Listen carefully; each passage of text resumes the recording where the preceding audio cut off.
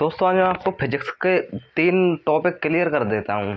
देखिए ऊर्जा, कार्य और शक्ति, ये 3 टॉपिक हैं। बहुत से बच्चों को ये बहुत कठिन लगते हैं। मैं आज आपको बताता हूँ, ये प्रैक्टिकल करके बताता हूँ कार्य, ऊर्जा और शक्ति के बारे में।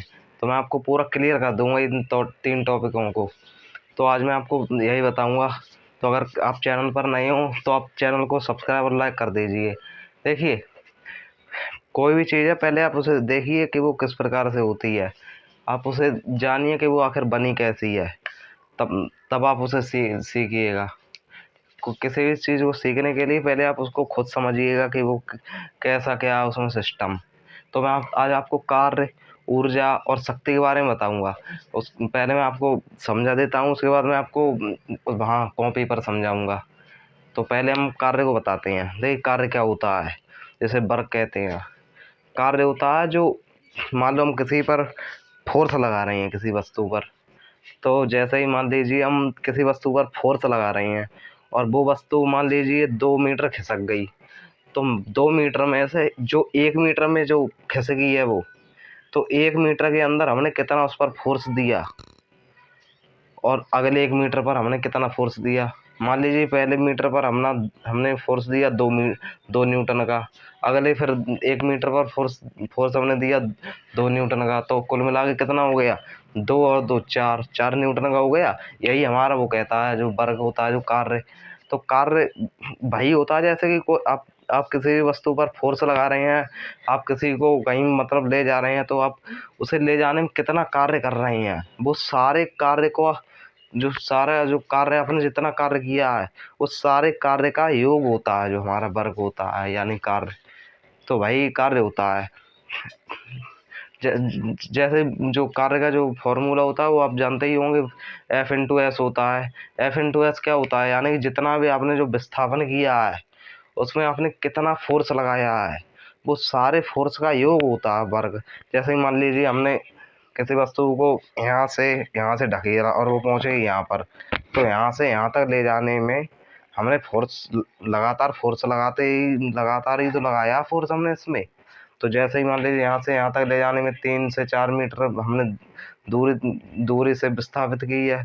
तो इसमें जो फोर्स हमने लगाया है 1 मीटर में, मान लीजिए हमने दो दो ऐसे ही 4 मीटर तक ले गए, तो पहले में 2, दूसरे में 2, तीसरे में 2, चौथे में 2। तो सारा जो हमारा जो जितना हमने फोर्स लगाया है इसमें, जैसे 2 और 2 4 और 2 6 और 2 8, तो हमने जो फोर्स लगाया है इसमें, यही तो है वर्क।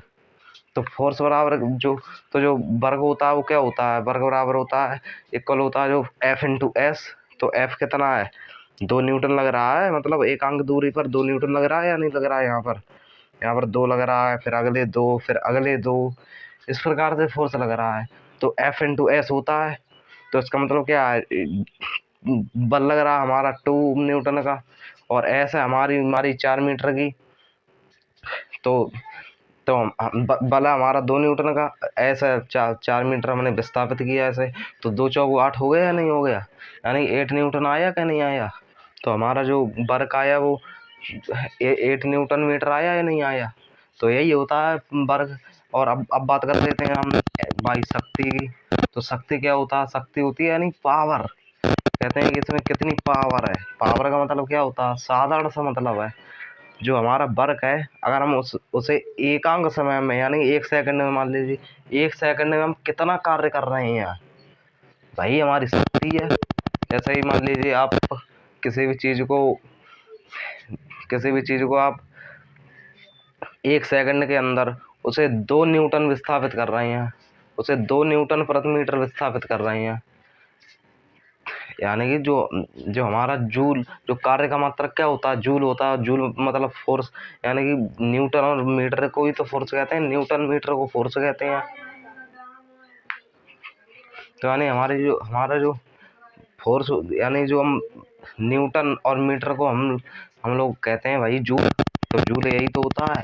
तो जूल यानी कि जो हम विस्थापित कर रहे हैं, और उसमें जो कितना विस्थापित कर रहे हैं वो मीटर आ गया, और जो हम फोर्स लगा रहे हैं वो होता है न्यूटन। तो न्यूटन मीटर यही तो जूल होता है। यानी जो वर्क का जो फॉर्मूला होता है वो क्या होता है, जूल ही तो होता है। तो शक्ति की बात हो रही है। तो शक्ति एकांक समय में आप कितना वो कर रहे हैं, कितना वर्क कर रही हैं एक अंक समय में, तो वो हमारी शक्ति होती है। शक्ति के जैसे कि आप मान लीजिए आप 2 जूल कार्य प्रति सेकंड कर रहे हैं, तो यही हमारी शक्ति है। शक्ति और क्या होती है, यही तो होती है। जैसे ही मान लीजिए, जैसे ही मैं आपको कोई वो बताता हूँ, जैसे ही बल्ब बल्ब है, जो बल्ब होता है जो हमारा जैसे ही कोई बल्ब है जो मान लीजिए 100 वाट का है, तो वो 100 वाट क्या है उसमें, वो 100 वाट प्रति सेकंड जूल ऊर्जा खींचता है खुद को, मतलब जो प्रकाश देता है उसमें प्रति सेकंड 100 जूल ऊर्जा लेता है, तब वो जलता है। तो यही तो होता है, जो शक्ति होती है हमारी, यही तो होती है। तो हम उसमें प्रति सेकंड 100 कहते नहीं है कि 1 किलोवाट का, ये 100 वाट का, ये 10 वाट का, ये सब क्या होते हैं। अगर 100 वाट का, जैसे मान लीजिए 10 वाट का है, तो वो 10 जूल ऊर्जा प्रति सेकंड लेगा। और जैसे ही 100 वाट का अगर कोई कहेगी ये प्लेट 100 वाट की है, तो वो 100 जूल ऊर्जा प्रति सेकंड लेगी। अगर लाइट डिम आई तो नहीं उठेगी वो, क्योंकि उसे 100 जूल ऊर्जा चाहिए। डिम लाइट पर कम होती है, डिम लाइट प्रति सेकंड कम देती है, वो प्रति सेकंड 100 जूल ऊर्जा लेगी। इसलिए जो बड़े बड़े जो होते हैं, जो बड़े बड़े इलेक्ट्रॉनिक चीज़ें होती हैं, वो ऐसे ही आते हैं, जो वाट में आती हैं, किलोवाट में आती हैं। तो वो उसमें लिखा होता है कि एक मतलब कि कितनी वो बिजली कितनी लेगी और कितनी लेगी। तो अब यही शक्ति होती है। तो यानी प्रत्येक सेकंड वो कितना जूल ऊर्जा ले रही है किसी भी काम को करने के लिए, वही शक्ति होती है। शक्ति बराबर क्या होता है, W/T कर दो आप, बस वही शक्ति है। एक अंक समय में जितना कार्य हो रहा है वही शक्ति होती है। और ऊर्जा की बात करते हैं, तो ऊर्जा होती है हमारी भाई, ऊर्जा की जैसे ही ऊर्जा तो भाई होती है, जो कार्य करने की क्षमता ऊर्जा कहलाती है, यही होती है ऊर्जा। ऊर्जा और ऊर्जा को आप इसमें ऊर्जा भी आप समझ सकते हैं। जैसे ही वो प्लेट है, वो 100 जूल ऊर्जा प्रति सेकंड ले रही है, तो उसकी क्षमता क्या है, वो 100 जूल ऊर्जा को प्रति सेकंड ले रही है, यही उसकी क्षमता भी है। बस ऊर्जा, शक्ति और जो कार्य, ये तीनों लगभग एक ही जैसे होते हैं, लेकिन थोड़ा इनमें थोड़ा थोड़ा अंतर होता है बस। तो अब मैं कॉपी पे आपको क्या समझाऊँ, जब मैंने यहीं पर सब समझा दिया है। तो वीडियो के लिए बस यहीं रोक देते हैं। अगली बार मैं आपको और टॉपिकों के बारे में लेकर आऊँगा, वो और अच्छे से क्लियर कराऊँगा मैं आपको। यहाँ पर जैसे बोर्ड फोड़ की वगैरह सुविधा नहीं है, वरना मैं आपको बोर्ड पर एक ही बार में क्लियर कर देता। जैसे लंबाई गुणा चौड़ाई होती है, जैसे ही मान लीजिए लंबाई, जो वर्ग का सीधा सा फंडा है, जैसे ही आप क्षेत्रफल नापते हैं, तो उसमें क्या करते हैं, लंबाई गुणा चौड़ाई। जितनी ये मान लीजिए ये क्षेत्रफल है, तो आप कैसे इसका मेजरमेंट कैसे करेंगे, ये लंबाई, ये लंबाई, ये लंबाई, ये लंबाई, सब लंबाई को जोड़ ही तो लेते हैं आप। तो इधर जो जा रही है इसे आप बोल देते हैं कि ये चौड़ाई है। तो चौड़ाई का क्या होता है, मान लीजिए 5 मीटर है, तो इधर जा रही है मान लीजिए 4 मीटर इधर और जा रही है। तो उसका मतलब ये है कि जो 5 मीटर है वो लंबाई 4 बार लगी हुई है। तो 5 और 5 10 और 5 15 और 5 20, यानी 20 मीटर है हमारा जो क्षेत्रफल। 20 वर्ग मीटर है हमारा क्षेत्रफल। तो ऐसे ही जो वो होता है, जो हमारा वर्ग होता है, ऐसे ही वर्ग होता है, उसमें सारे बलों को जोड़ लेते हैं बस। यही कहते हैं कि ये जैसे मान लीजिए आप कहें कि मैंने इसमें इतना कार्य किया है, तो आप क्या, तो इसका मतलब क्या है कि आप उसमें जितना आपने बल लगाया है वो सारे उसका योग आप बता रहे हैं हमें। तो यही होता है बल, ऊर्जा, शक्ति। तो मैंने आपको क्लियर कर दी होगी शक्ति तो मैंने आपको खूब अच्छे से समझा दी होगी।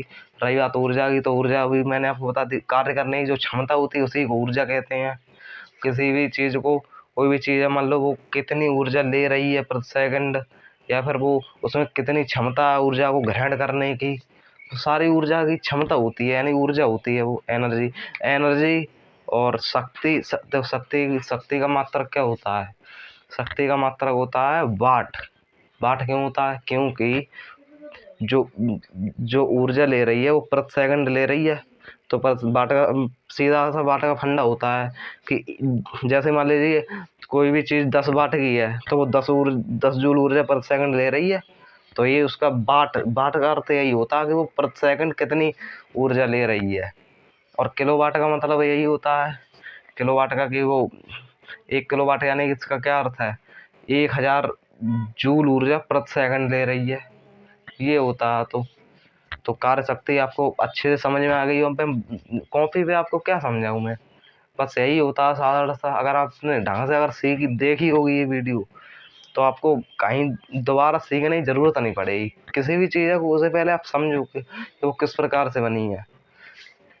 तो फिजिक्स में ज़्यादातर आपको, अगर आप रटेंगे फिजिक्स को तो कभी कभी नहीं सीख पाएंगे फिजिक्स को, क्योंकि इसे सीखने के लिए आपको अपने उदाहरण लेने पड़ते हैं। उदाहरण अगर आप अच्छे से कोई समझ जाते हैं, फिर वो कभी फिर भूलते ही नहीं हैं आप। तो फिजिक्स हमारे जो आसपास की जो घटनाएं उसी पर तो आधारित है बस। तो वीडियो को यहीं समाप्त करते हैं। अगर नए हो तो चैनल को लाइक और सब्सक्राइब कर देना बस। तो थैंक यू वीडियो देखने के लिए।